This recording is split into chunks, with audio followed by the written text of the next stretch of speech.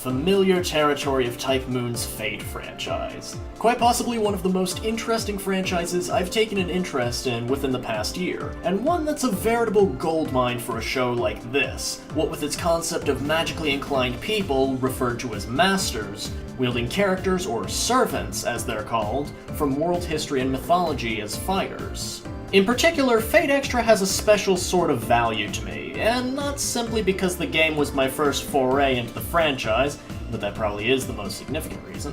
Though the game had its shortcomings, I felt that the game's writing and cast of characters made up for quite a bit of that. In spite of its short length, the game had a surprisingly good variety of historical figures, including characters from medieval Romania, to England during the Age of Exploration, to 20th century China. With Fate Grand Order's first Nero Fest coming to a close, as well as Fate Extella being released on both the Nintendo Switch and PC via Steam, the servants from Fate Extra have been getting some extra love and attention lately, especially the Empress herself. So in light of this, why don't we keep the spotlight focused on Nero herself? As a heroic spirit connected to one of the most infamous leaders of the Roman Empire, she's bound to have quite a few interesting connections to the historical figure whose name and identity she bears, right? After all, it's like they say in Rome, dulce bonum cum abes gustos. And that's not gonna be the last terrible attempt at pronouncing Roman Latin for the next several minutes. I'm the Kitsune Hawk, and today we'll be going into the annals of the Roman Empire to break down the inspirations behind the one and only Empress of Umu, Nero. So get out your pencils, trivia enthusiasts, because this is character development.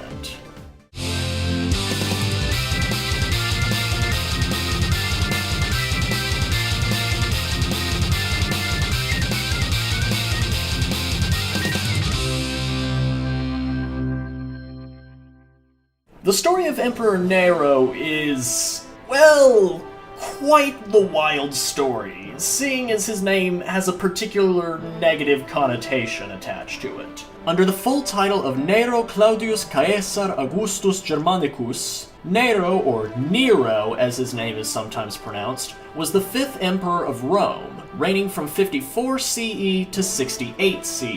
Quite a turbulent time period for the Roman Empire. But even before Nero became emperor, Rome was in an interesting standing. Nero was born into a noble family in 37 CE, during the reign of Emperor Caligula, the same mad ruler who tried to declare war on the sea god and was assassinated by his own bodyguards in 41 CE.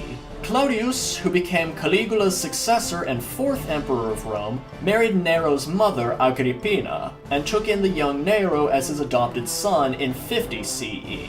The very next year, Nero was named as Claudius's heir apparent, and he became emperor of Rome at the age of 17 when Claudius suddenly died in 54 CE.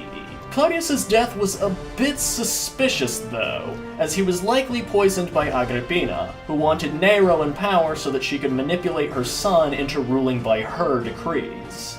At first, Nero seemed like a competent and cultured emperor, eliminating the killing of condemned criminals and gladiators in spectacle sports, lowering taxes, and allowing slaves to issue complaints against their masters. But on the other side, he was living a life of pleasure and excess, including chariot races, singing, poetry, and nightly sexual exploits. These were intended to be kept secret from Agrippina, but that did not stop her from finding out and being disgusted with her son's Greek tastes, severing the relationship between Nero and his mother. Now aware of his mother's attempts to use him as a puppet, Nero ordered several attempts to kill Agrippina, until she was successfully assassinated in 59 CE. Covering up the incident, Nero approached the Senate, saying that his actions were in self-defense, as Agrippina was allegedly planning to kill Nero first. With the Senate believing in his testimony, Nero was now fully in control of his seat as Emperor of Rome. And while Nero's early years of rule were seen as a positive for Rome, the death of Agrippina meant that the emperor had lost the one person who was most effective at restraining his habits for debauchery. Without that restraint, Nero would begin to garner his infamy as a hedonistic tyrant. As previously mentioned, Nero had a deep love for the arts, even going into the public to give recitals of poetry and musical performances on the lyre, acts which were seen as low class and a breach of royal etiquette, earning Nero the ire of many Roman nobles. Nero was also a hated figure amongst Christians, a religious minority whom the emperor often punished as a scapegoat, even allegedly burning the bodies of dead Christians to light the gardens and mass orgies of his palace. His reign was also marked by a Celtic uprising led by the Iceni queen Boudica in Roman Britannia, which greatly endangered Roman occupation of what is today England, the ignition of the First Jewish-Roman War, which led to the destruction of the Second Temple of Jerusalem, and, most infamously, the Great Fire of Rome in 64 CE. The fire began in the Mercantile District near the center of the city, and destroyed 2/3 of Rome within nearly 6 days. Nero blamed the Christian population of Rome for the fire, and ordered their mass arrest and execution. But some were more convinced that Nero intentionally ordered the fire. When the fire broke out, Nero wasn't in Rome, but at a private villa in Antium, where, according to the Roman historian Tacitus, Nero took to a private stage, played his lyre, and sang of the destruction of Troy while Rome burned. Though the emperor offered aid to those affected by the fire, it didn't help Nero's case that he almost immediately used a plot of land cleared by the Great Fire to begin construction of the Domus Aurea, a massive entertainment complex and pleasure palace. Once it was finished in 68 CE, the Domus Aurea was garishly decorated with large amounts of marble, wall paintings, gold, jewels, and ivory. Nero's lavish spending on the arts, continued military expenses in both Judea and Britannia, and the construction of his massive pleasure palace all drained the imperial treasury, forcing him to sell government positions, increase taxes, and confiscate property to get the Roman Empire out of internal debt. Yet, instead of stopping his excesses, Nero continued to add to the debt through self-indulgence, attendance of the Olympic Games in Greece, and a failed project to build a canal near the Greek city of Corinth. These policies only made Nero more unpopular, driving him into a sense of paranoia that he was bound to be ousted or assassinated, which, starting in 65 CE, led him to have numerous people of suspicion assassinated or executed. Sure enough, his fears would be realized, and an insurrection against Nero began in 67 CE. Nero, knowing that his arrest and execution were imminent, chose to instead commit assisted suicide on June 9, 68 CE, dying at only 30 years of age and without an heir, officially ending the first dynasty of the Roman Empire.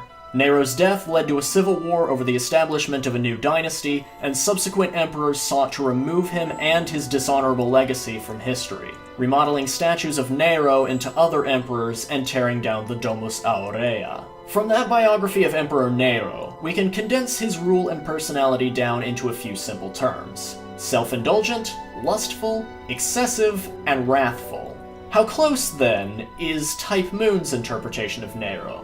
Well, let's start off with the elephant in the room here. As I mentioned earlier, Emperor Nero was a hated figure by Christians, as Nero frequently blamed them for Rome's problems because they were already seen as suspicious. His mass arrests and executions of Christians, including, as some say, the apostles Paul and Peter, led to accusations of Nero being the Antichrist, the first historical figure to bear the title. Writing out Nero's name as Nero Caesar in Hebrew, the letters could be read out as a sequence of numbers, adding up to either 666 or 616, the two accepted values of the number of the beast.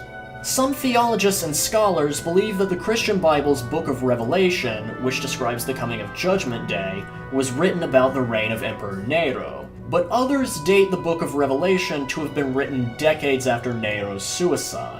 Aside from the beast, another key figure in the Book of Revelation is the Whore of Babylon, who is often seen as a symbol of the pagan Roman Empire and is closely linked to the beast, often seen as its rider. Within Fate Extra, Nero is referred to on a few occasions as the Whore of Babylon, in reference to Nero's connection to the beast of the Book of Revelation, though it takes on a bit of a new meaning when Fate's version of Nero is female instead of male, making her both the beast and the rider. Otherwise, the Fate series seems to skirt around Nero's persecution of Christians. It's acknowledged, just not made into one of her defining characteristics, like in most Western interpretations of Emperor Nero. Two more things I want to point out about the Fate series interpretation of Nero are how she is very openly bisexual and the repeated flaunting of her sexuality, both of which are cleverly taken from the real-life Roman emperor. On the topic of bisexuality, it should first be mentioned that homosexuality was much more widely accepted in the days of the Roman Empire, but more so with gay men than with lesbian women. Emperor Nero himself had 2 public marriages with men, possibly even 3. 1 marriage where he played the role of the groom, and 2 where he played the role of the bride. Maybe that was some kind of influence on the Nero bride costume in Fate Extra CCC?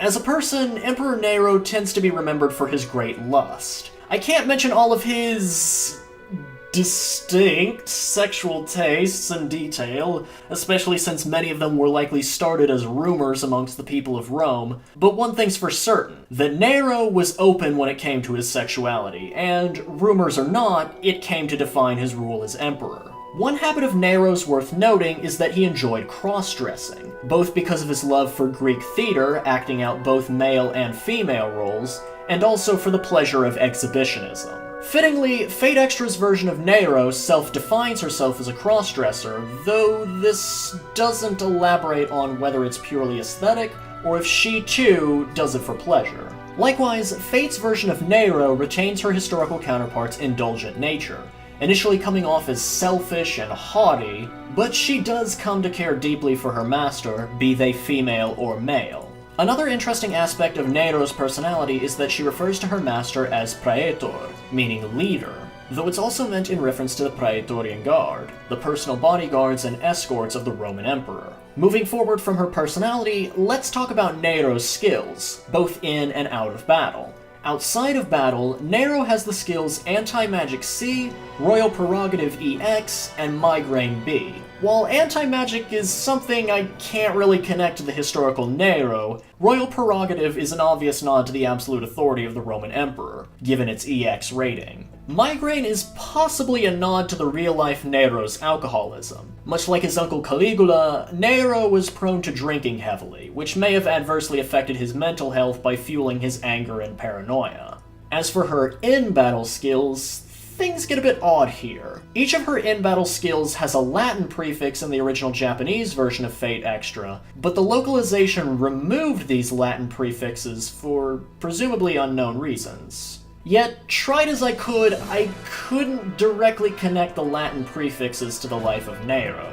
Some of the English localizations of the actual attack names, however, I could connect. Emperor's Prerogative is a natural reference to the privilege and power that a Roman emperor had at their disposal, while Artillery Applause and Thunderous Applause reference Nero's command of the military and love of theater. The last 2 I could figure out were Veil of Petals and Blossom of the Court, as these both play to the constant use of roses to symbolize Nero in the Fate series, and this has 2 interpretations as far as Rome is concerned. Remember Nero's massive pleasure palace, the Domus Aurea? Well, the way it was built, Nero included a revolving dining room ceiling, which dropped petals of roses and perfume on guests. According to rumors, Nero would even welcome political enemies and purposely drop enough rose petals to bury them and cause death by suffocation. On the other hand, in a more general Roman sense, the rose was a symbol of Rome's connections to ancient Greece, similar to Nero's interest in Greek theater. It was also a symbol of love and beauty, linked to the goddess Venus, or Venus, if you want to use the actual Roman pronunciation.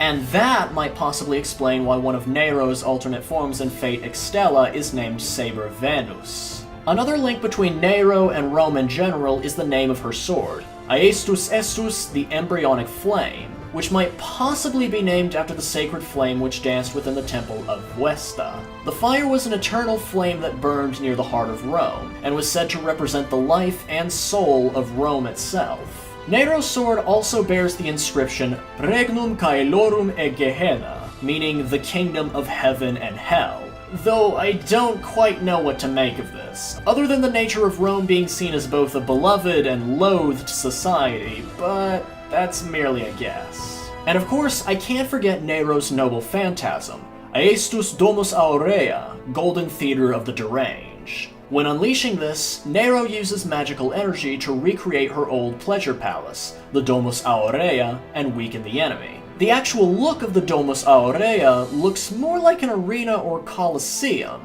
but this isn't simply a case of mistaken identity. When the real-life Nero died, the subsequent dynasty of Roman emperors not only tore down much of the Domus Aurea, but they also drained and filled in the artificial lake near the palace to make land for the construction of a massive amphitheater, the Colosseum of Rome, so named because the nearby Colossus of Nero was all that remained of the former emperor's pleasure palace. One center of mass entertainment torn down to build another, just as Nero's noble phantasm reconstructs the Domus Aurea where she stands, as a mix of both the historical Domus Aurea and the Colosseum of Rome. Ultimately, whether or not history has been harsh or truthful toward Emperor Nero and his legacy of hedonism, murder, lust, and persecution of Christians comes down to the validity of romanticizing historians and mere court rumors.